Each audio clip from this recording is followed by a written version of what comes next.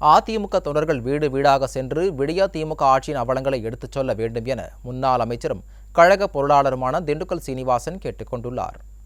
திண்டுக்கல் மேற்கு மாவட்டத்தின் புரட்சி தலைவி அம்மா பேரவை, எம்ஜிஆர் இளைஞர் அணி, மகளிர் அணி, மாணவர் அணி சார்பில் நாடாளுமன்ற தேர்தல் தொடர்பான நிர்வாகிகள் ஆலோசனைக் கூட்டம் கட்சியின் மாவட்ட அலுவலகத்தில் நடைபெற்றது.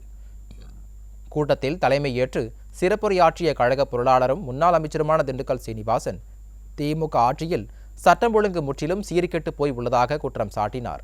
விடியா திமுக அரசின் திறனற்ற ஆட்சியால் போதை புழக்கத்தில் இளைய தலைமுறை சீர்கெட்டு வருவதாகவும் விலைவாசி கடுமையாக உயர்ந்து விட்டதாகவும் தெரிவித்தார்.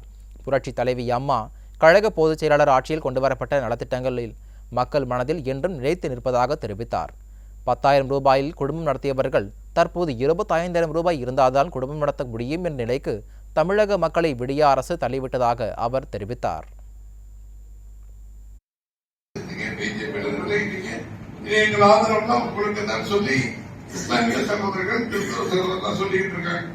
ஒரு பக்கம் அரசு அதிகாரிகள் அவங்களுக்கெல்லாம் பென்ஷன் தரேன், எல்லாம் உங்களுக்கு ஓய்வு தரலாம், என்னென்ன பாதிக்கப்பட்டதோ அத்தனையும் தருவோம், கல்வி கடன் ரத்து பண்ணுவோம், வச்ச கடன்களை எல்லாம் நாங்கள் திருப்பி தருவோம், எல்லாத்தையும் ரத்து செய்வோம் அப்படின்னு சொல்லிட்டு இப்ப 3 வருஷம் இதை பத்தி அவங்க அரசாங்கம் செய்யலன்னு சொல்லி எங்கு பார்த்தாலும் ஆசிரியர்கள் போராட்டம், அதிகாரிகள் போராட்டம் நடந்துட்டு இருக்கு.